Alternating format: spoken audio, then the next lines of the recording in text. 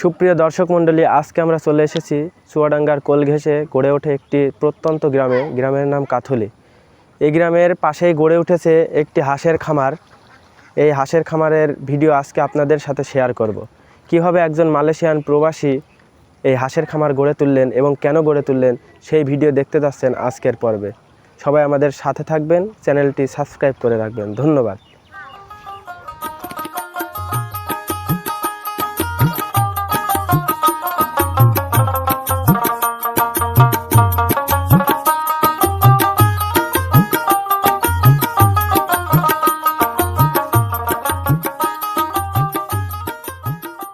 আমার নাম মোহাম্মদ শাহাবুল। আমি আগে প্রবাসী মালয়েশিয়ায় ছিলাম, এসে হাঁসের খামার দিয়েছি 7 মাস মতো। হাঁসের খামার আমার কাছে মনে হলো লাভজনক ব্যবসায়ী, ওই জন্যে হাঁসের খামার দিয়েছি।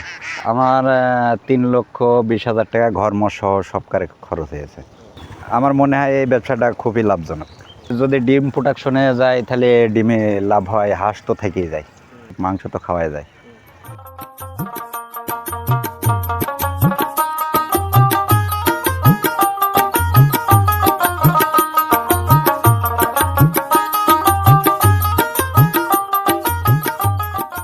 আমার এখানে 370টি হাঁস আছে।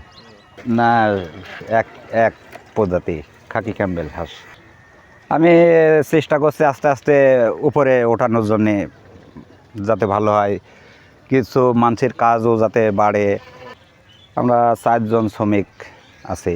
আমার ঠিকানা ডিস্ট্রিক্ট চুয়াডাঙ্গা, জেলা চুয়াডাঙ্গা, গ্রাম ইউনিয়ন মোমিনপুর, গ্রামের নাম কাথলি। না, আমি কোনো জায়গায় সাহায্য নিইনি, সাহায্য পাইওনি। বিদেশ ছেড়ে আমি গরুর খামার করতে চাইলাম, কিন্তু গরুর খামারে যে জিনিসের যে দাম, সেই অনুযায়ী আমি দেখলাম যে এটাই পুঁজি কম লাগবে, লাভজনক বেশি। আমি সকাল থেকে 12টা পর্যন্ত রাখি, তারপরে ফের 3টের পর ছেড়ে দিই, 5টা পর্যন্ত রাখি মাসে।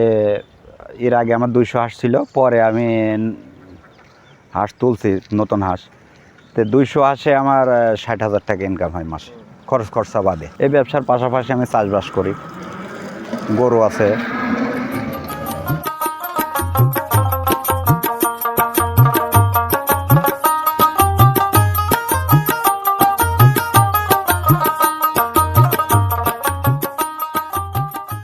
হাঁসের পিছনে সবসময় সময় দেওয়া লাগে, আর একটা লোক থাকা লাগে। হ্যাঁ, এই ব্যবসাটা তো অবশ্যই লাভজনক।